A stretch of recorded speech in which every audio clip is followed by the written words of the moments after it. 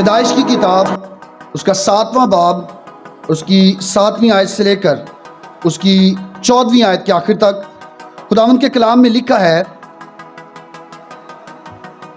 تب نوح اور اس کے بیٹے اور اس کی بیوی اور اس کے بیٹوں کی بیویاں اس کے ساتھ طوفان کے پانی سے بچنے کے لیے کشتی میں گئے، اور پاک جانوروں میں سے اور ان جانوروں میں سے جو پاک نہیں، اور پرندوں میں سے اور زمین پر کے ہر رینگنے والے جاندار میں سے 2 نر اور مادہ کشتی میں نوح کے پاس گئے، جیسا خدا نے نوح کو حکم دیا تھا۔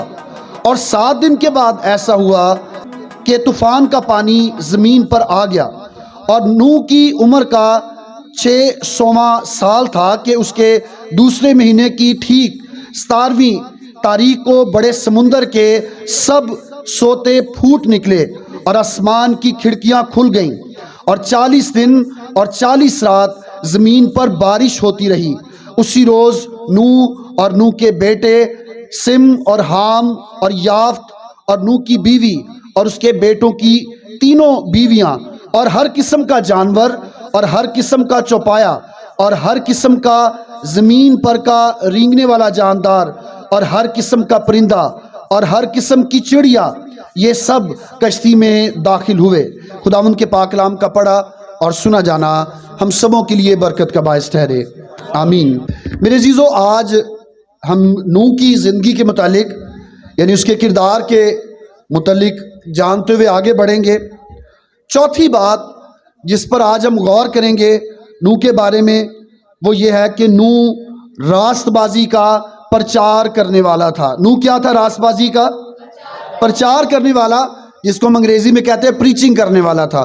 راست بازی یعنی خداوند کے قریب آؤ، اپنے گناہوں کی معافی مانگو۔ نوح ان سب باتوں کا پرچار کرنے والا تھا، اور خداوند کے کلام میں جب ہم دیکھتے ہیں تو نوح لوگوں کو بتاتا رہا، اور اس کے اپنے خاندان کے لوگ یعنی اس کے بیٹے، اس کے بیٹوں کی بیویاں اور اس کی اپنی بیوی جو ہے، اور اس کے بیٹوں کی جو بیویاں ہیں، ان کے علاوہ کوئی بھی وہ نوح کی بات پر یقین نہیں کر رہا تھا۔ اور آج کے اس دور میں بھی ہم خداوند کے لوگوں میں ایسی باتوں کو دیکھتے ہیں جو ایماندار اپنے آپ کو کہتے ہیں کہ جب خداوند کے کلام کی بات آتی ہے، خداوند کو وقت دینے کی بات آتی ہے، یا خداوند کے ساتھ چلنے کی بات آتی ہے، تو بہت سارے لوگ راست بازی کے پرچار پر، راست بازی کے اعلان پر یقین نہیں کرتے۔ یسایہ خداوند کا بندہ یہ کہتا ہے کہ ہمارے پیغام پر کون ایمان لایا۔ یسایہ کی کتاب، یسایہ نبی کا صحیفہ اور اس کا 53واں باب اور اس کی پہلی آیت میں لکھا ہے، یسایہ نبی یہ کہتا ہے کہ ہمارے پیغام پر کون ایمان لایا۔ یہ پیغام، یہ سرمنز جو چرچ میں دیے جاتے ہیں، پیش کرنے والے تو خدا کے خادم ہوتے ہیں، لیکن اصل میں یہ پیغام جو ہے یہ خدا کا ہوتا ہے۔ نوح کے دور میں، جس دور میں نوح زندہ تھا، اس کے دور میں لوگ انتہائی شریر اور گناہ سے بھرپور تھے۔ لوگ انتہائی شریر اور گناہ سے بھرپور تھے۔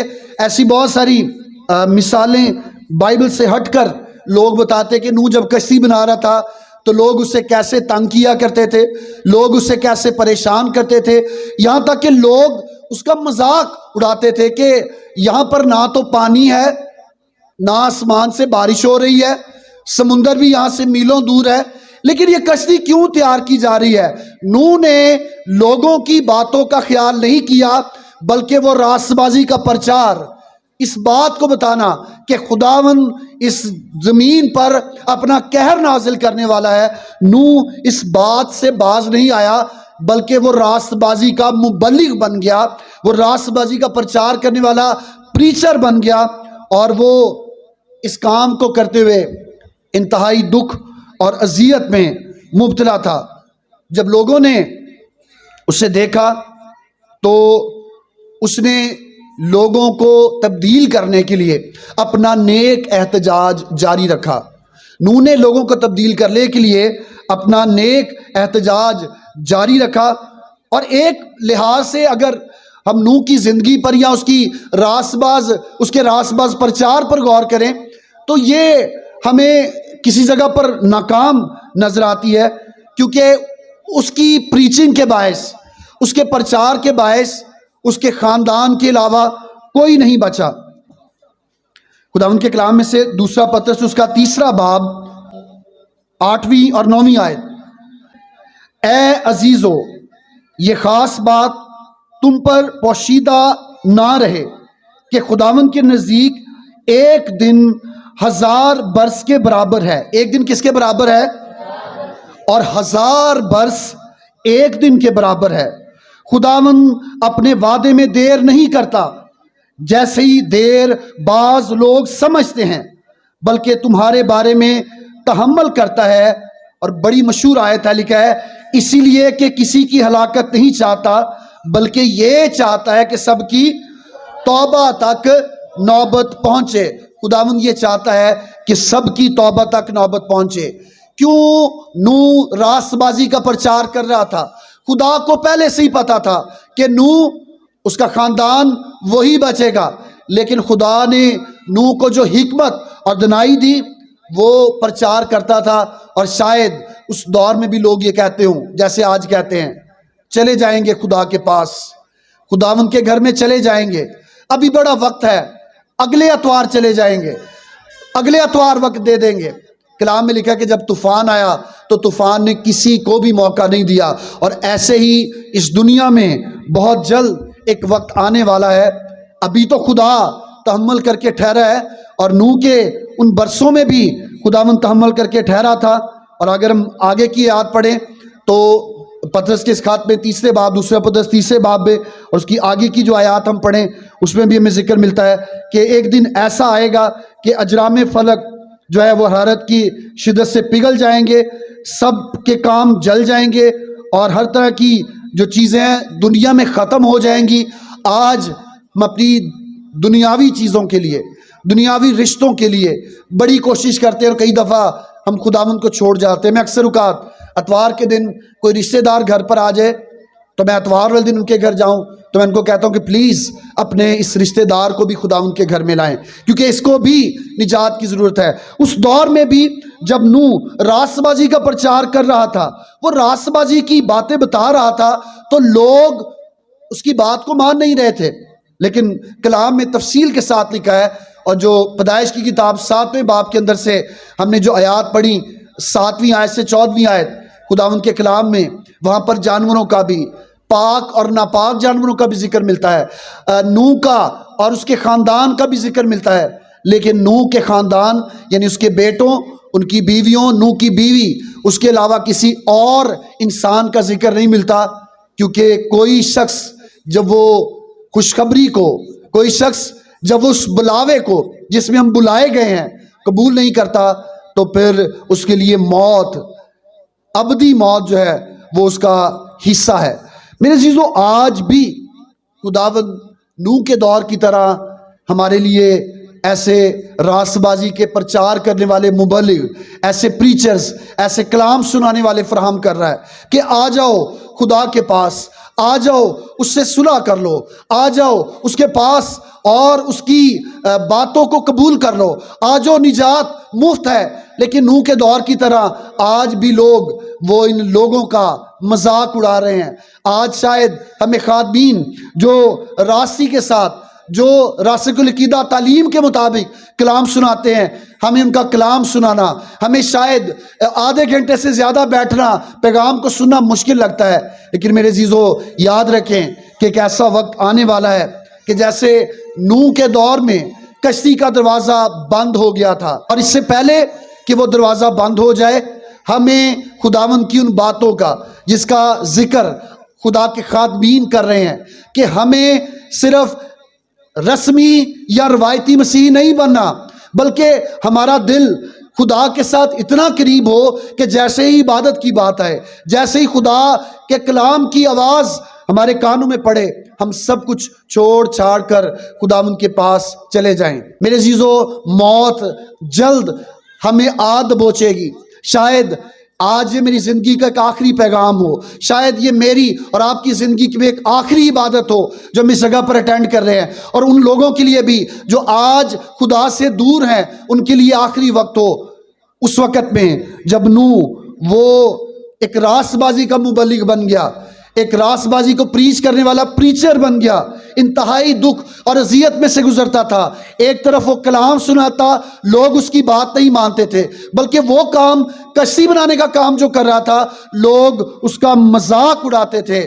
لیکن نوح کی یہی بات، اس کا یہی وصف، اس کی یہی کوالٹی خدا ان کو پسند آئی کہ اس نے لوگوں کی باتوں کا، ان کے تانوں کا اور ان کی توہین امیز فکروں کا خیال نہیں کیا، بلکہ اس نے وہ ذمہ داری جو خداوند کو دی اس نے اسے پورا کیا۔ چوتھی بات جو ہم نے سیکھی وہ یہ کہ نوح راست بازی کا پرچار کرنے والا۔ پانچویں بات جو اس پیغام میں سے ہم سیکھیں گے وہ یہ ہے کہ نوح خدا کی طرف سے یاد رکھا جانے والا شخص ہے۔ نوح کون ہے جو خدا کی طرف سے یاد رکھا جاتا ہے؟ پیدائش کی کتاب اور اس کا 8واں باب اور اس کی پہلی 22 آیات ہم اتنی لمبی تلاوت نہیں کریں گے، اور لیکن میں چاہوں گا کہ ہم 15ویں آیت سے تلاوت کو دیکھیں۔ پیدائش کی کتاب اس کا 18واں باب اور اس کی 15ویں آیت، اس سے پہلے کی آیت میں لکھا ہے کہ 40 دن اور 40 رات زمین پر، آسمان پر سے بھی پانی برستا رہا اور زمین کے نیچے کے سوتے جو ہے وہ پھوٹ نکلے۔ جہاں جہاں سے بھی پانی کے خدا نے راستے تھے وہ بنائے، اور اتنا پانی آیا کہ وہ کشتی جو پہلے زمین پر کھڑی تھی اب وہ پانی کے اوپر تیرنا شروع ہو گئی، اور 40 دن اور 40 رات، کتنے دن؟ 40 رات زمین پر پانی برستا رہا۔ اب غور کریں، میں کل پرسوں جب اس پیغام کو تیار کر رہا تھا تو میں ذہن میں اس بات کو لا رہا تھا بھی پچھلے دنوں میں، چند مہینوں پہلے ایک دن بڑی تیز بارش ہوئی، میں چرچ میں ہی بیٹھا تھا، تو ہمارا یہ پورا جو چرچ کا سین ہے، اسکول کا جو کمپاؤنڈ ہے، یہ سارا پانی سے بھر گیا اور ہم پریشان ہو گئے کہ پانی کو کہاں پر نکالا جائے۔ اسکول کے جو کلاس روم ہیں ان میں بھی پانی آ گیا، شاید اگر بارش نہ رکتی تو پانی چرچ کے اندر بھی آ سکتا تھا۔ صرف چند گھنٹوں کی بارش جو آسمان سے پانی برس رہا ہے، لیکن غور کریں کہ 40 دن اور 40 رات خدا اتنا زیادہ انسان کے گناہ سے اتنا زیادہ ملول ہوا، اس نے غم کیا کہ اس نے کہا کہ اب میں نے کسی کو چھوڑنا نہیں۔ خدا نے سب کو جو کشتی سے باہر تھے، خواہ وہ انسان تھے، وہ جانور تھے، وہ چرند پرند تھے، خدا نے سب کو ختم کر دیا، مار دیا، اور 40 دن اور 40 رات زمین پر بارش ہوتی رہی۔ لیکن جب زمین پر بارش رک گئی تو نوح 40 دن اور 40 رات کے بعد وہ کشتی سے باہر نہیں آیا۔ تقریباً 1 سال کا عرصہ کہا جاتا ہے کہ نوح کشتی کے اندر رہا۔ خدا نے اس کے لیے وہاں پر کھانا بھی دیا، جانور بھی وہاں پر ہیں، خدا نے ان کو بھی کنٹرول کیا۔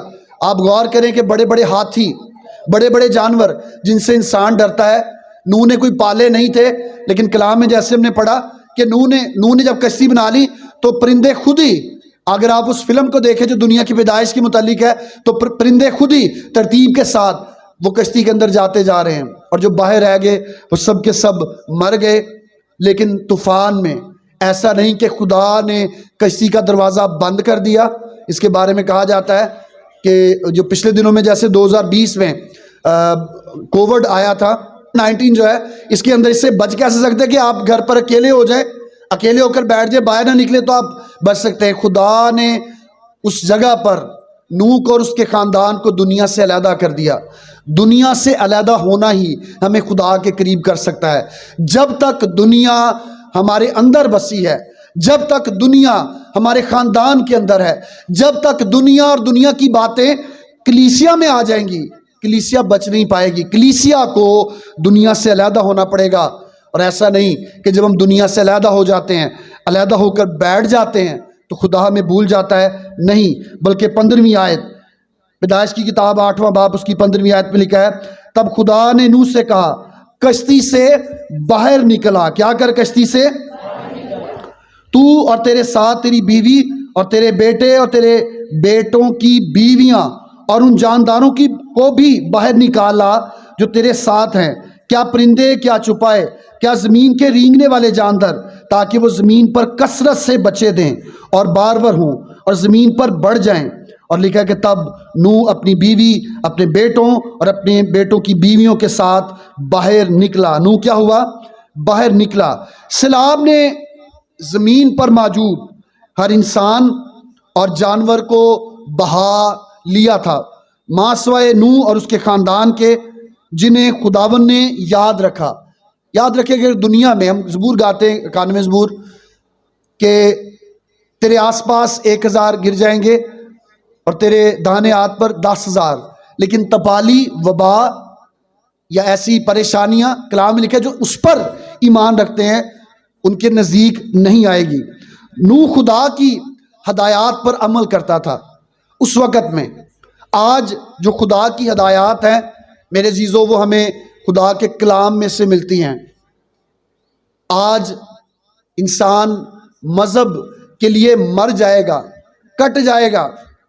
ہم مذہبی کتاب کے لیے بڑا جوش رکھتے ہیں، فلاں نے کیوں جلا دیا، فلاں نے اسے نیچے کیوں پھینک دیا، فلاں نے اس کے بارے میں برا کیوں کہہ دیا، لیکن جب عمل کرنے کی بات آتی ہے تو عمل 1% بھی نہیں ہوتا۔ اگر ہوتا ہے تو پھر وہ ہمارے اپنے فائدے کے لیے، اور جب فائدہ ہو گیا تو ہم اس بات کو بھول جاتے ہیں۔ لیکن نوح نے خدا کی ہدایات پر، خدا نے کہا کشتی بنا، اس نے کشتی بنائی۔ لوگ مذاق اڑا رہے ہیں لیکن اس نے اس بات کا خیال نہیں کیا۔ خدا نے کہا کہ کشتی کے اندر چلا جا، اس نے نہیں کہا کہ ابھی تو بارش شروع نہیں ہوئی، وہ کشتی کے اندر چلا گیا۔ جیسے جیسے خدا نے اس سے کہا اس نے مانا۔ اور ہم نے پہلے پیغام، اس سے پہلے جو پیغام کا پہلا حصہ تھا پچھلے اتوار، ہم نے دیکھا کہ کلام میں لکھا ہے کہ نوح مرد راست باز تھا اور خدا کے ساتھ ساتھ چلتا تھا۔ کیا کہتا تھا؟ خدا کے۔ نوح نے خدا کی ہدایت پر عمل کیا، وہ فرما بردار بن گیا۔ اس نے خدا کے نقشے کے مطابق کشتی بنائی اور آنے والے سیلاب کی گواہی لوگوں کے سامنے دی۔ جانوروں کے جوڑوں کو چنا اور وہ اور اس کا خاندان بچ گیا۔ ایسا نہیں کہ اگر ہم خدا کے لیے چند گھنٹے بیٹھ کر اس کی عبادت اور پرستش کریں، ہم اس کے حضور میں آئیں تو وہ ہمیں بھول جائے۔ جب خدا ہمیں وقت پر سب کچھ دیتا ہے تو پھر ہم اسے وقت پر پورا وقت کیوں نہیں دیتے؟ بہت سارے لوگ تو پیغام میں آنا چاہتے ہیں کہ پہلوں کی کرنا ہے، گیت گانے ہوندے نے، دعاواں ہوندیاں نے۔ بہت سے لوگ دعا کرنے سے ڈرتے ہیں، مجھے کہیں دعا کا موقع نہ دے دیا جائے۔ میرے عزیزو، جب ہم اس کی ہدایات پر عمل کرتے ہیں تو خدا ہمیں بھول نہیں جاتا۔ نوح کشتی میں داخل ہوا، اس کا دروازہ خدا نے بند کیا، لیکن جب خدا نے کہا کہ نوح تو کشتی سے باہر آ جا، تو نوح نے اس دروازے کو خود سے کھولا۔ بند خدا نے کیا تھا لیکن کھولا کس نے تھا؟ نوح نے خود کھولا تھا۔ اور جب اس نے کھولا تو وہ باہر آیا، خدا نے اسے یاد رکھا، یعنی اسے اور اس کے بچوں کو۔ آپ اندازہ کریں کہ آس پاس اتنا پانی ہے، وبائیں بھی کچھ نہیں ہو رہے، شاید مچھر بھی پیدا ہو گئے ہوں، لیکن انہیں کوئی بیماری نہیں ہوئی، انہیں کسی ڈاکٹر یا حکیم کے پاس نہیں جانا پڑا۔ اور یہ سایہ کی کتاب میں لکھا ہے جو خداوند پر بھروسہ کرتے ہیں وہ بالوں پر سے اڑیں گے۔ بالوں پر سے اڑنے کا مطلب ہے کہ خداوند انہیں نیا جوش، خداوند انہیں نیا جذبہ دیتا ہے کہ بیماریاں، کمزوریاں، پریشانیاں، موسمی اثرات، تبدیلیاں وہ ہم پر اثر انداز نہیں ہو پاتی جب ہم خدا کے فرما بردار ہوتے ہیں۔ خدا کے لیے اگر ہم کچھ کریں تو خدا ہمیں بھولتا نہیں۔ نہ خدا نوح کو بھولا تھا اور نہ خدا آپ میں سے، ہم میں سے کسی کو بھولتا ہے اگر ہم اس کے لیے کچھ کرتے ہیں۔ لیکن نوح پر بھی، اور اگر ہم اس کی زندگی پر اور اس کے کردار پر غور کریں، خدا ان کے کلام میں آگے لکھا ہے، پیدائش کی کتاب اس کا 8واں باب اور اس کی 20ویں آیت، خدا ان کے کلام میں لکھا ہے، تب نوح نے خداوند کے لیے ایک مذبح بنایا۔ کیا بنایا؟ ایک، اور سب پاک چوپایوں اور پاک پرندوں میں سے تھوڑے سے لے کر اس مذبح پر سوختنی قربانیاں چڑھائیں۔ کیا بنایا خدا کے لیے؟ مذبح، انگریزی میں اسے کہتے ہیں آلٹر۔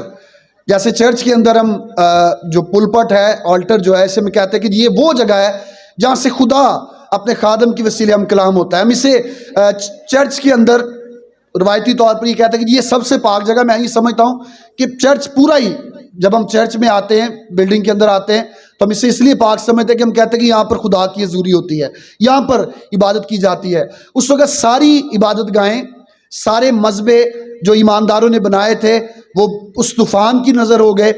نوح نے آ کر سب سے پہلے اپنے لیے گھر نہیں بنایا۔ نوح 1 سال کہاں پر رہا تھا؟ کشتی میں سب بولے کہاں پر رہا تھا؟ اپنا گھر تو برباد ہو گیا تھا، اور کشتی پتہ نہیں اس علاقہ سے سفر کرتی کرتی ارارات کی جو پہاڑی ہے جس کی چوٹی بھی پانی کے اندر ڈوب گئی تھی، وہ اس کے ساتھ آ کر لگ گئی تھی، ٹھہر گئی تھی، اب اس سے آگے اس نے وہ نہیں بڑھی، اس کا گھر تو پانی میں بہہ گیا تھا۔ لیکن نوح نے جب وہ زمین پر آیا تو اس نے سب سے پہلے خدا کے لیے گھر بنایا۔ کس کے لیے گھر بنایا؟ خدا کے لیے گھر بنایا۔ اور میرے عزیزو، ہم اپنے گھروں کو تعمیر کرتے ہیں، خداوند ہمیں یاد رکھتا ہے، خداوند ہمارے بچوں کو برکت دیتا ہے، خداوند ہمارے گھرانوں کو بڑھاتا ہے، لیکن جب برکتیں ہماری زندگی میں آتی ہیں، خدا ہمیں یاد کر کے برکتیں دیتا ہے تو ہم خدا کو یاد نہیں رکھتے۔ ہم اپنے روپے پیسے میں، ہم اپنی خوشیوں میں، ہم اپنی برکتوں میں خداوند کو شامل کر کے اسے اپنی شکر گزاریاں بھی نہیں دیتے۔ نوح کی زندگی پر غور کریں، راست باز ہے، راست بازی کا پرچار کرنے والا ہے، خدا کے ساتھ چلنے والا ہے، خدا کے فضل کو حاصل کرنے والا ہے، ایک اچھا ایماندار ہے۔ اور اس کی گواہی یہ ہے کہ جیسے ہی وہ کشتی سے اس بڑی پریشانی سے نکل کر باہر آیا تو سب سے پہلے کیا بنایا اس نے خدا کے لیے؟ نوح کی پہلی فکر خدا کے نام کو جلال دینا تھا، جس نام کے باعث وہ بچایا گیا تھا۔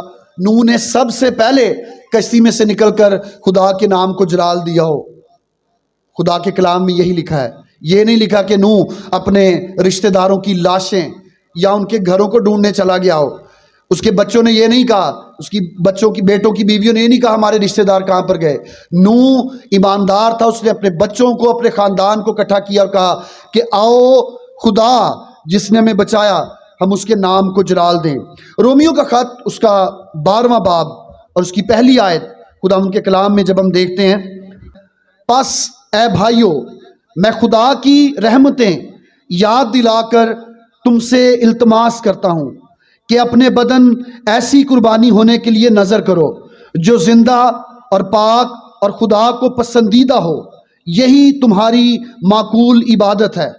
دوسری آیت میں لکھا ہے، اس جہان کے ہم شکل نہ بنو بلکہ عقل نئی ہو جانے سے اپنی صورت بدلتے جاؤ تاکہ خدا کی نیک اور پسندیدہ اور کامل مرضی تجربہ سے معلوم کرتے رہو۔ کیا کہتے ہو؟ تجربے سے۔ ہماری پہلی فکر اگر خدا بیماری سے نکال لیتا ہے تو ہماری پہلی فکر خدا کے نام کو جلال دینا ہونا چاہیے۔ کیا ہونا چاہیے؟ خدا کے نام کو۔ اور میں بارہا اس بات کو بتا چکا ہوں، پھر کہنا چاہوں گا کہ خدا کے نام کو جلال دینا 10,000 15,000 لگا کر دیگ بنا کر رشتہ داروں میں بانٹ دینا اور خود اس دعا میں نہ بیٹھنا، اس سے 1% بھی خدا کے نام کو جلال نہیں ملتا۔ اگر نوح چاہتا تو وہ جانوروں کی قربانی کر دیتا، وہ کشتی میں باہر آتا، شاید وہ بھول ہی جاتا کہ کوئی بات نہیں، خیر ہے، لیکن اس نے ایسا نہیں کیا۔ آج ہمارا شکر گزاری کرنے کا طریقہ ہی بدل چکا ہے، آج ہمارا شکر گزاری کرنے کا طریقہ کار ہی تبدیل ہو چکا ہے۔ شیطان وہ ہمیں کسی کام سے ہٹاتا نہیں بلکہ اس میں نئی چیزوں کو ایجاد کرتا ہے، نئی ریاستوں کو ڈال دیتا ہے کہ آؤ اس کھانے کو بناؤ اور لوگوں کو تقسیم کرو۔ خدا کا خادم آئے گا، وہ کھانے پر بھی کھڑا ہو کر دعا کرے، ممکن ہو تو وہ بھی کھا لے، اور ہم خوشی کے ساتھ خدا کے خادم کو بھی دے دیتے ہیں، کچھ ہدیہ بھی دے دیتے ہیں کہ جی میری یہ شکر گزاری ہے۔ شکر گزاری آپ کی وہ ہے جب آپ اور آپ کا خاندان بیٹھ کر وہ خود گیت گائے، وہ خود دعا کرے۔ بہت سے خاندان تو ایسے ہیں، میں عبادات میں جاتا ہوں کہ خاندان کے لوگوں کو بیٹھنے کا موقع ہی نہیں ملتا کیونکہ اتنے سارے عزیز بلائے ہوتے ہیں کہ کھانے کا انتظام بھی کرنا ہے، سردی ہے تو چائے بھی بنانی ہے، گرمی ہے تو ٹھنڈا پانی بھی چاہیے، لوگ آ رہے ہیں دری بھی ایک اور چاہیے۔ میرے عزیزو، یہ خدا کے نام کو جلال نہیں ہے، اور نہ ایمانداروں نے ایسا طرز اختیار کیا۔ نوح ایسا نہیں کرتا بلکہ وہ چاہتا تھا اور اس نے ایسا ہی کیا کہ اس نے سب سے پہلے جب خداوند نے اسے یاد رکھا تو اس نے خدا کے نام کو، جس نام کے باعث وہ بچایا گیا تھا، جلال دیا۔ اور پالوس بھی کہتا ہے کہ اپنے بدن، کیا اپنے، یہ نہیں کہا کہ اپنے پیسے دے دو، کھانے بنا دو، اپنے لنگر کھانا بنا کر، کھانے بنا کر لوگوں کو کھلا دیں، رشتہ دار ناراض ہو جائیں گے اگر میں نے کھانا نہ بنایا، انہوں نے تو مینوں بلایا سی۔ کئی دفعہ ہم انہی باتوں میں خدا کی شکر گزاری کرنا بھول جاتے ہیں۔ اصل میں وہ قربانی جو خداوند چاہتا ہے وہ یہ کہ اپنے بدن کی قربانی حمد کی قربانی، حمد و ستائش کے وسیلہ سے دعا کرتے ہوئے شکر گزاری کی صورت میں خداوند کو دیں۔ کلام میں لکھا ہے یہی زندہ اور پاک ہے اور یہی ہماری معقول عبادت ہے۔ یہی کیا ہے؟ ہماری معقول۔ 5 باتوں پر ہم غور کر چکے ہیں۔ چھٹی بات جس پر ہم غور کریں گے وہ یہ ہے کہ خدا نے نوح کے ساتھ اور پوری دنیا کے ساتھ نوح کے باعث ایک اور عہد باندھا۔ میں نے آپ کو بتایا گزشتہ پیغام میں بھی کہ جب ہم الہیاتی اعتبار سے خدا کے کلام کو پڑھتے ہیں، ایک ترتیب جو ہمیں خدا کے خادم ہوتے ہوئے ہم کلام کو پڑھتے ہوئے دیکھتے ہیں، پوری بائبل مقدس کو یعنی پیدائش سے لے کر مکاشفہ تک اس کو 7 ادوار میں تقسیم کیا گیا ہے۔ پہلا دور جس میں آدم اور حوا زندہ تھے اور جب تک انہوں نے گناہ نہیں کیا وہ معصومیت کا دور تھا۔ وہ کون سا دور تھا؟ اور اس کے بعد جب انہوں نے گناہ کر لیا، وہ خدا کے حضور سے باہر چلے گئے، تو وہ شعور کا دور تھا۔ کون سا دور تھا؟ شعور کا دور تھا۔ اب جب نوح کے دور میں طوفان آیا اور طوفان کے بعد نوح کے ساتھ خدا نے ایک عہد باندھا، تو کیونکہ جب نوح واپس اس دنیا میں آیا تو نوح اپنے خاندان کا سربراہ تھا اور اس کے کتنے بیٹے تھے؟ کیا کیا نام تھے؟ سم، حام اور ان تینوں کی بیویاں وہ 3 تھی اور نوح کی اپنی بیوی، کل ملا کر یہ 6، 7 اور 8 زندگیاں بچی اور باقی سب کے سب جو ہیں وہ جانور یا جاندار تھے۔ خدا نے نوح کے ساتھ اور اس کے باعث پوری دنیا کے ساتھ ایک عہد باندھا اور اس عہد کا ذکر ہمیں پیدائش کی کتاب اور اس کے 9ویں باب کے اندر ملتا ہے۔ آئے میرے ساتھ دیکھیں پیدائش کی کتاب 9واں باب اور اس کی پہلی آیت سے لے کر ہم اس کی 17ویں آیت کے آخر تک پڑھیں گے۔ آپ گھر پر جا کر اس کو پڑھ لیں، لیکن میں چاہوں گا کہ 8ویں آیت سے میں آپ کے لیے اس کو پڑھوں گا۔ 8ویں آیت سے 14ویں آیت خدا ان کے کلام میں لکھا ہے، اور خدا نے نوح اور اس کے بیٹوں سے کہا دیکھو میں خود تم سے اور تمہارے بعد تمہاری نسل سے اور سب جانداروں سے جو تمہارے ساتھ ہیں، کیا پرندے، کیا چوپائے، کیا زمین کے جانور، یعنی زمین کے ان سب جانوروں کے بارے میں جو کشتی سے اترے عہد کرتا ہوں۔ میں اس عہد کو تمہارے ساتھ قائم رکھوں گا کہ سب جاندار طوفان کے پانی سے پھر ہلاک نہ ہوں گے، اور نہ کبھی زمین کو تباہ کرنے کے لیے پھر طوفان آئے گا۔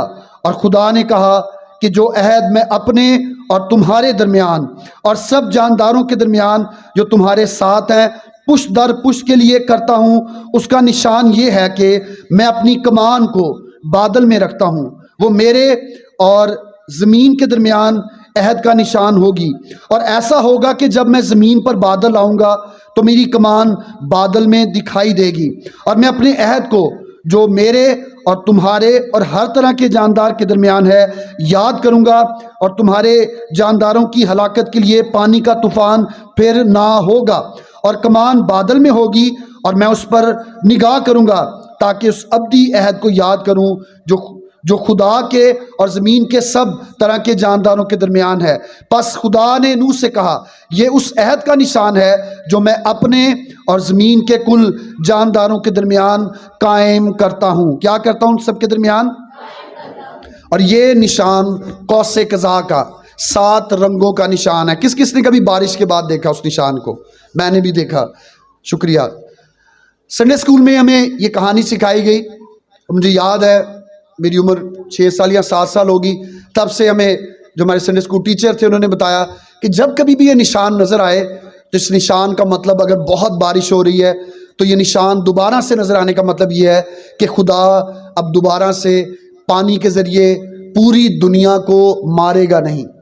یاد رکھیں دنیا میں ابھی بھی بہت سی جگہوں پر پانی کے طوفان آتے ہیں، سمندر کے اندر طوفان آتے ہیں، لیکن وہ زمین کا کچھ حصہ ہے جہاں پر ایسا ہوتا ہے۔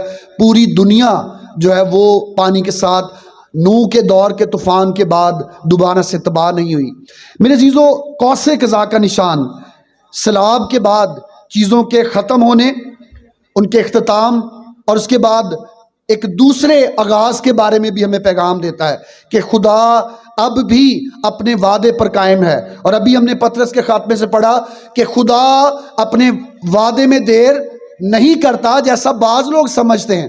ایسا نہیں کہ بارش زیادہ ہونا شروع ہو جائے، ہم پریشان ہوں کہ ہماری فصلیں، ہمارے گھر وہ تباہ ہو جائیں گے، خدا آج بھی اس نشان کو، اس عہد کو اور اس وعدہ کو قائم رکھے ہوئے ہے جو اس نے نوح کے ساتھ باندھا۔ اور اگر آج بھی آپ اس نشان کو، ان 7 رنگوں کے نشان کو، جسے ہم پنجابی میں کیا کہتے ہیں جی، کوسے قضا اردو میں کہتے ہیں، پنجابی جی کی کہی دا ہے گڈے گڈی کی پینگ ہم اسے کہتے ہیں۔ تو یہ وہ نشان ہے جو خدا نے نوح کو دیا تھا کہ اب جب یہ نشان نظر آئے تو انسان کو یاد آ جائے کہ خدا دوبارہ سے پانی کے ساتھ دنیا کو ہلاک نہیں کرے گا۔ یہ مناسب تھا کہ ایک پوری نسل جو ہے وہ مر جائے۔ خدا نے مناسب جانا کہ گناہ کا خاتمہ ہو جائے۔ خدا نے موقع بہت دیا نوح کے ذریعہ سے۔ خدا کے بندے اس سے پہلے ہنوک اور سیت کی نسل میں سے جو لوگ تھے، وہ بھی انوس جو ہے وہ دعا کر رہا ہے۔ خدا نے بڑا موقع دیا کہ لوگ بچ جائیں، لیکن ہوتے ہوتے ایماندار نسل بھی خراب ہوتی گئی، ایمانداروں کے اندر بھی خرابی آ گئی۔ خدا چاہتا نہیں تھا، لیکن خدا نے جب اس نسل کو تمام کیا پانی کے ذریعے، تو خدا نے انسان کی قربانی کے بعد، کس کے بعد؟ انسان کی۔ ابھی ہم نے 8ویں باب میں پڑھا کہ نوح نے کیا کیا تھا، خدا کے لیے ایک مذبح بنایا تھا۔ جب انسان قربانی کرتا ہے، جب وہ اقرار کرتا ہے، تو پھر خدا اس کے ساتھ عہد باندھتا ہے۔ آج میں آپ سے یہ کہنا چاہتا ہوں، اگر آپ خدا سے کچھ حاصل کرنا چاہتے ہیں تو اس سے پہلے خدا کے لیے کچھ کرنا شروع کریں۔ نوح کشتی سے باہر آیا، اس نے پہلے خدا کے لیے مذبح بنایا، پھر خدا نے عہد کیا کہ اب ایسا نہیں کروں گا۔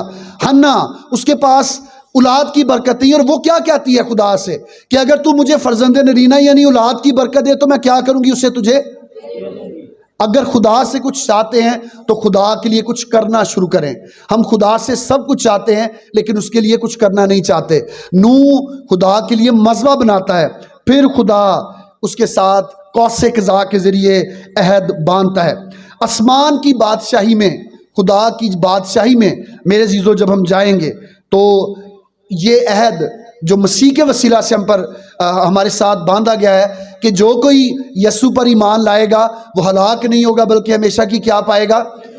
یہ ہمیشہ کی زندگی آسمان پر ہے۔ اور میرے عزیزو، اس دنیا میں رہ کر ہم اس ہمیشہ کی زندگی کو حاصل کرنے کے لیے آج اپنی گناہوں کا اقرار کر سکتے ہیں، آج ہم اپنی زندگی مسیح کے ساتھ گزار سکتے ہیں، آج ہم اپنی زندگی میں اس ایمان کا اظہار کر سکتے ہیں جیسے نوح نے مذبح بنا کر اس پر قربانی کر کے یہ عہد باندھا، خدا کے حضور میں آ کر اقرار کیا کہ وہ بچایا گیا اور اس نے خدا کی شکر گزاری کی۔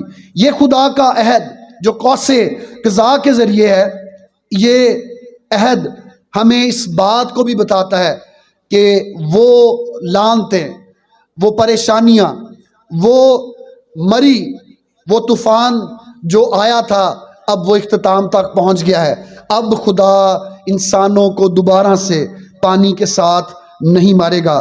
خدا کی منصفانہ اور خوبصورت کائنات جو اس طوفان کے باعث جو خدا ہی لے کر آیا تھا، جب خراب ہوئی تو خدا نے عہد کیا، اور اس سے پہلے کی آیات میں 9ویں باب میں ہم دیکھتے ہیں کہ خدا نے کہا کہ اب میں دوبارہ پوری دنیا کو اور انسانوں کو پانی کے ساتھ نہیں ماروں گا۔ بہت سارے لوگ جب کچھ زندگی میں حاصل ہو جاتا ہے تو وہ تب خدا کی شکر گزاری کرتے ہیں۔ ہمیں نوح کے واقعہ میں، ہمیں حنا کے واقعے میں ذکر ملتا ہے کہ ابھی کچھ ملا نہیں ہے، ابھی کچھ ہوا نہیں ہے، لیکن خدا کی شکر گزاری، ملک صدق کی شکر گزاری ابراہیم پہلے کر رہا ہے۔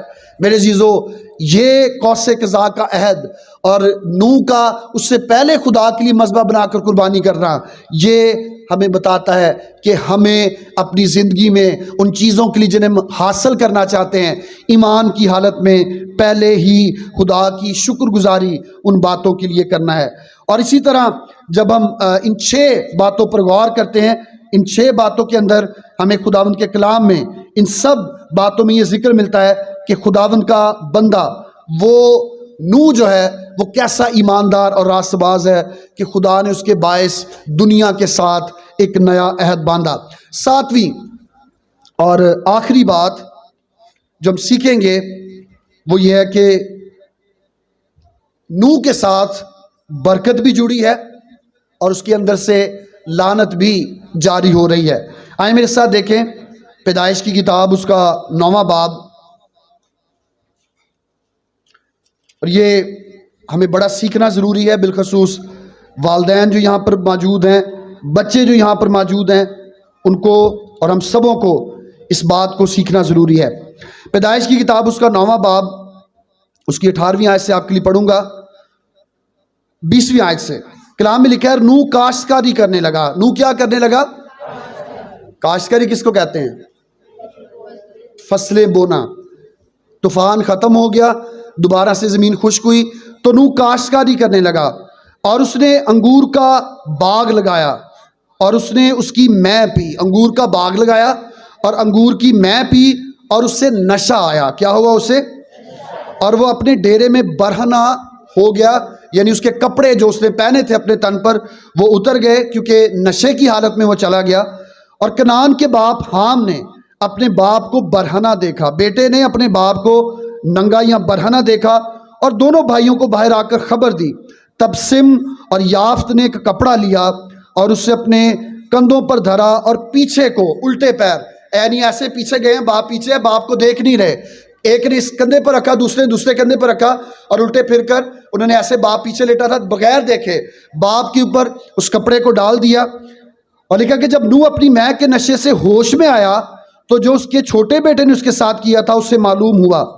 اب دیکھیں، سیلاب بہت ساری چیزوں کو بہا کر لے گیا، دنیا میں کچھ نہیں بچا، لیکن افسوس کی بات یہ ہے کہ انسانی دل میں رہنے والے جو برے رجحانات ہیں، انسانی زندگی میں رہنے والی جو خرابیاں ہیں، سیلاب ان کو بہا کر نہیں لے کر گیا۔ ساری دنیا وہ علیحدہ تھی اور نوح علیحدہ تھا، لیکن دل کے اندر ابھی بھی ایسی چیزوں کو پینے کا، ایسی چیزوں کو کھانے کا رجحان جو ہے وہ موجود تھا۔ اور آج بھی بہت سارے لوگ وہ یسوع میں آ جاتے ہیں، مسیح یسوع کو قبول کر لیتے ہیں، اپنی سگریٹ نوشی کی عادت جو ہے وہ اس پر غالب نہیں آ پاتے۔ شراب پینے والے بپتسمہ لے کر شراب پی رہے ہیں۔ کلام میں لکھا ہے کہ ایسا شخص جو ہے جو نجات کا مزہ چکھنے کے بعد، نجات حاصل کرنے کے بعد پھر واپس اپنی اسی زندگی میں جاتا ہے، کلام میں لکھا ہے کہ وہ نہلائی ہوئی سورنی کی مانند ہے۔ نوح کے ساتھ عہد باندھا گیا۔ نوح ایک اچھا شخص تھا، لیکن کلام نے نوح کی اگر زندگی میں کچھ غلطی آئی ہے تو خدا کے کلام نے اسے چھپایا نہیں ہے۔ نوح کی اس خرابی کو کہ اس نے انگوروں کی جو مے ہے، انگوروں کا وہ رس جس سے نشہ ہوتا ہے، ہمیں مے میں اور شراب میں اس کو علیحدہ کرنے کی ضرورت ہے، کیونکہ شراب یہ وہ چیز ہے جس کو پینے سے نشہ ہوتا ہے، اور مے یا انگوروں کا رس جسے انگریزی میں نیکٹر کہتے ہیں، یہ وہ حصہ ہے جس کو پینے سے نشہ نہیں ہوتا۔ لیکن نوح نے جو انگوروں کا رس پیا، کلام میں لکھا ہے کہ اس کو پینے سے نوح کو کیا ہو گیا؟ نشہ ہو گیا، اور وہ برہنہ ہو گیا، اس کا لباس جو ہے وہ اتر گیا۔ اور لکھا ہے کہ یہ خرابی جب نوح کی زندگی میں آئی تو یہ سم اور یافت کے لیے برکت کا باعث بنی۔ کس کے لیے برکت کا باعث بنی؟ سم اور یافت کے لیے۔ سب بولیں کس کے لیے؟ لیکن حام کے لیے یہ بات لعنت کا باعث بن گئی، اور اس نے اپنے باپ کو ننگا یا برہنہ دیکھا، بے حیائی کے ساتھ دیکھا، اور اپنے بھائیوں کو اس بارے میں مذاق کر کے بتایا۔ اگر آپ جو بچے ہیں، آپ کے والدین بزرگ ہو جاتے ہیں، ان سے چلا نہیں جاتا، اگر میں بہت سارے ایسے بچوں کو جانتا ہوں کہ ان کے ماں باپ آ کر دعا کرتے ہیں تو وہ پنجابی میں دعا کرتے ہیں، تو وہ شرم محسوس کرتے ہیں، جی ہمارا ماں باپ، ہم لوگ ہمارا مذاق اڑائیں گے۔ ماں باپ کیسے بھی ہوں، وہ بزرگ ہوں، وہ ان پڑھ ہوں، وہ پڑھے لکھے نہ ہوں، کبھی بھی ماں باپ کا مذاق نہ بنائیں۔ اگر ان سے چلا نہیں جاتا، اگر وہ بات کو بھول جاتے ہیں اور ہر روز صبح اٹھ کر وہی بات کرتے ہیں، تو اپنے ماں باپ کا مذاق نہ اڑائیں۔ اگر آپ کا باپ وہ صحیح سے بول نہیں پاتا، اگر اس کو دعا کرنی نہیں آتی، اگر وہ آپ کی طرح اس دنیا کو یا دنیا کی ان چیزوں کو جو اس دنیا میں ہو رہی ہیں، وہ دنیا کے نئے کاموں کو جانتا نہیں۔ بہت سارے بچے ان کے پاس موبائل ہوتے ہیں، ماں باپ کو موبائل نہیں چلانا آتا، تو بچے اپنے ماں باپ کو کہ تانوں تو سمجھ ہی نہیں آتی۔ کئی دفعہ ہم اپنے والدین کے ساتھ ایسا کرتے ہیں۔ یاد رکھیں، کلام میں لکھا ہے کہ تو اپنے باپ اور اپنی ماں کی عزت کرنا۔ عزت کرنے کا مطلب یہ نہیں کہ ان کو امی ابو کہہ لیں، ہر بات میں ان کی عزت کریں۔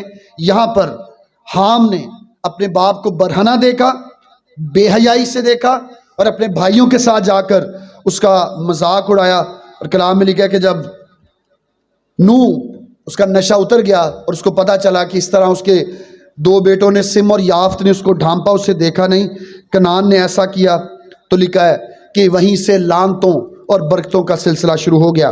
25ویں آیت میں لکھا ہے اس نے کہا کنعان یہ حام کا بیٹا ہے، اس نے کہا کہ کنعان ملاؤن ہو۔ لفظ ملاؤن کا مطلب ہے لعنتی ہو، یعنی اس پر لعنت ہو، وہ اپنے بھائیوں کے غلاموں کا غلام ہوگا۔ پھر کہا خداوند سم کا خدا مبارک ہو اور کنعان سم کا غلام ہو، خدا یافت کو پھیلائے کہ وہ سم کے ڈیروں میں رہے اور کنعان اس کا غلام ہو۔ یہ لعنت جو ہے یہ کنعان سے حام کی نسل چلنی تھی۔ اکثر اوقات ہم اپنے والدین کو اتنا پریشان کرتے ہیں کہ وہ والدین جو ہمارے لیے برکت کی دعا کر رہے ہوتے ہیں وہ کئی دفعہ بڑی بڑی عجیب اور بری باتیں کہہ جاتے ہیں۔ میں اکثر جب وزٹ کے لیے جاتا ہوں تو والدین بچوں کے لیے کہتے ہیں کہ پادری صاحب اس کی زندگی میں ترقی نہیں آ رہی، اس کی زندگی میں برکت نہیں آ رہی، پلیز آپ اس کے لیے دعا کریں۔ تو میں ضرور ان کے ساتھ بات کر کے کہتا ہوں کہ کسی وقت میں آپ نے اس کو کچھ غلط تو نہیں کہا تھا۔ بہت سے والدین میں چند ایک کو جانتا ہوں کہ میں نے دعا کروا کے ان کا اقرار کروایا کہ ان کی زبان سے جو نکلا ہے خداوند تو اسے معاف کر، اور ان کے بچوں کی زندگی میں برکت بھی آئی۔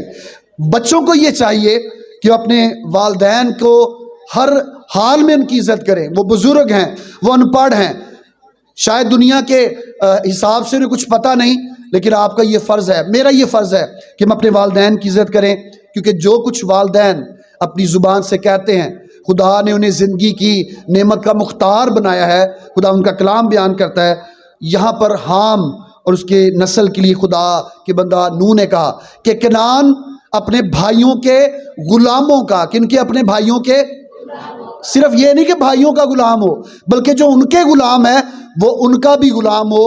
اور حام کے بارے میں یہ کہا جاتا ہے اس کی نسل کے بارے میں کہ جو افریقن ہیں، جو کالے حبشی جنہیں ہم کہتے ہیں، یہ سب حام کی نسل میں سے ہیں۔ آج میرے عزیزو ہمیں نوح کی زندگی پر غور کرتے ہوئے اس بات کو یاد رکھنا ہے کہ نوح خدا کے ساتھ چلتا تھا، جو کچھ اس نے اپنی زبان سے کہا وہ پورا ہوا، وہ اس نے دنیا کے لیے کہا ہو خدا کی مرضی کے مطابق یا اپنے بچوں کے لیے، وہ سب کچھ پورا ہوا۔ سم اور یافت کے جو دور کے لوگ ہیں، اگر ہم یشوع کی، داؤد کی اور سلیمان بادشاہ کی بات کریں تو سم اور یافت یہ لوگ اس خاندان میں سے ہیں، داؤد، یشوع اور سلیمان۔ اور سم اور یافت انہوں نے حام کے قبیلے کو بڑی دفعہ زہر کیا، یہاں تک کہ یشوع، داؤد، سلیمان انہوں نے بھی حام کو اور اس کے قبیلے کو زہر کیا، اور یہاں تک کہ سکندر اعظم جب آیا تو اس نے بھی حام کے قبیلے کو، جو افریقہ نے، انہیں غلام بنایا۔ اگر آپ دیکھیں تو غلامی کا سلسلہ جو ہے وہ اس نسل میں چل رہا ہے، اور یہاں تک کہ رومی جو ہیں، رومن جو بہت بڑی حکومت تھی، انہوں نے بھی ان کو زہر کیا۔ پیدائش کی کتاب اور اس کا 9واں باب اور اس کی 9ویں آیت میں لکھا ہے خدا نے نوح اور اس کے بیٹوں کو برکت دی اور ان کو کہا کہ بارور ہو، بڑھو اور زمین کو معمور کرو۔ زمین کو کیا کرو؟ آج جتنی بھی نسلیں اس زمین پر ہیں ان سب کا جو باپ ہے، آدم و حوا تو ہے ہی ہیں، لیکن طوفان کے بعد نوح ان سب کا باپ ہے۔ اور میرے عزیزو اگر ہم نوح کی زندگی پر غور کریں تو 7 باتیں ہم نے اس کے کردار میں سے سیکھیں۔ سب سے پہلی بات یہ کہ نوح خدا کا فضل حاصل کرنے والا تھا۔ دوسری بات یہ کہ وہ خدا کے ساتھ چلتا تھا۔ تیسری بات یہ کہ نوح ایماندار تھا۔ چوتھی بات یہ کہ وہ راست بازی کا پرچار کرنے والا تھا۔ اور 5ویں بات یہ کہ وہ خدا کی طرف سے یاد رکھا جانے والا تھا۔ اور 6ٹھی بات یہ کہ خدا نے نوح کے ساتھ قوس قزح کا عہد باندھا۔ اور 7ویں بات یہ کہ اس کی زندگی میں سے برکتیں بھی نکلی اور لعنتیں بھی نکلی۔ آج میرے عزیزو خدا کا خادم ہوتے ہوئے ان 7 باتوں کے اختتام پر میں آپ کو یہ کہنا چاہوں گا کہ میرے عزیزو خداوند جب ہمیں ایسے کرداروں کے وسیلہ سے سکھاتا ہے اور ہمیں سکھانا چاہتا ہے کہ ہم اپنی زندگیوں کو بہتر کریں، تو بہتری کی گنجائش ہر وقت اپنی زندگی میں رکھیں۔ کوئی شخص یہ نہیں کہہ سکتا کہ جی میں بالکل ٹھیک ہوں، مجھے ضرورت نہیں ہے، یا میں کہوں کہ جی میں خدا کا خادم ہوں، مجھے تو کوئی سمجھائے ہی نہ، میں تو ایماندار ہوں، مجھے تو کوئی کچھ کہے نہ، میں تو چرچ کے ایلڈر کی خدمت کرتا ہوں، مجھے کچھ کہہ نہیں سکتا کوئی۔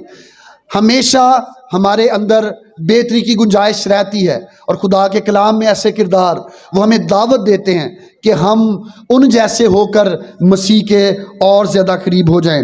پہلا کرنتھیوں اس کا 5واں باب اور اس کی 6 اور 7 آیت خداوند کے کلام میں لکھا ہے، تمہارا فخر کرنا خوب نہیں، کیا تم نہیں جانتے کہ تھوڑا سا خمیر سارے گندے ہوئے آٹے کو خمیر کر دیتا ہے؟ تھوڑا سا خمیر سارے آٹے کو کیا کر دیتا ہے؟ خمیرہ یا خمیر کر دیتا ہے۔ اگر گناہ کی ایک چھوٹا سا ذرہ بھی ہماری زندگی میں موجود ہے، اگر نوح نے آ کر دوبارہ سے میں اس مقصد کے لیے پی تھی، تو وہ اس کے بیٹوں کے لیے لعنت کا اور اس کے نسل کے لیے لعنت کا باعث بنی، اور یہ لعنت ان سبوں پر آج تک جاری ہے جو یسوع پر ایمان نہیں لے کر آئے۔ آج اگر ہم اسی نسل میں سے، حام کی نسل میں سے ان کالوں پر، حبشیوں پر یا افریکنز پر غور کریں تو اس میں خدا کے بڑے بڑے جید خادم بھی ہیں۔ خداوند یسوع مسیح کے وسیلہ سے وہ ساری لعنتیں جو ہمارے آباء و اجداد پر آتی ہیں، اگر ہم یسوع میں آ جائیں تو وہ سب کچھ ہماری زندگی میں سے ختم ہو جاتا ہے۔ لیکن اگر وہ بیچ میں رہے گا تو کلام میں لکھا ہے کہ ایک تھوڑا سا خمیر سارے گندے ہوئے آٹے کو کیا کر دیتا ہے؟ خمیر کر دیتا ہے۔ اور آگے لکھا ہے 7 آیت میں، پرانا خمیر نکال کر اپنے آپ کو پاک کر لو تاکہ تازہ گندا ہوا آٹا بن جاؤ، تاکہ تم بے خمیر ہو، کیونکہ ہمارا ابھی فسا یعنی مسیح قربان ہوا۔ ہمارا فسا یعنی مسیح کیا ہوا؟ ہمارا بھی فسا یعنی مسیح جو ہے وہ قربان ہوا ہے، اسی لیے ہمارے پاس قربانی ہے۔ اس کی قربانی کو اپنی زندگی میں لے لیں، گناہ کو اپنی زندگی میں سے ختم کر دیں، کیونکہ نوح کی طوفان کی طرح ایک وقت آنے والا ہے جب کلیسیا آسمان پر اٹھا لی جائے گی، اور جو اپنے آپ کو اس قابل نہیں بنا سکے، گناہ ابھی بھی زندگی کے اندر موجود ہے، وہ سب اس زمین پر ہی رہ جائیں گے۔ تھوڑا سا خمیر سارے آٹے کو خمیر کر دیتا ہے، چھوٹا سا گناہ ساری روحانی زندگی کو تباہ کر دیتا ہے۔ آج میری خداوند سے دعا ہے کہ خداوند کے کلام میں سے جب ہم نے نوح کی زندگی کے حوالہ سے سیکھا، 7 باتوں کو ہم نے دیکھا، تو یہ باتیں ہمیں یاد رہیں، ہماری زندگی کے لیے بابرکت ہوں، اور ہماری زندگی میں خداوند لعنتوں کو ختم کرے یسوع کے وسیلہ سے، چونکہ اس نے ساری لعنتیں اپنے اوپر لے لی۔ وہ لعنتیں ہماری زندگی سے ختم ہو جاتی ہیں، لیکن صرف ان کے لیے جو یسوع پر ایمان لاتے ہیں۔ خدا ان کا کلام ہم سبوں کے لیے بابرکت ہو۔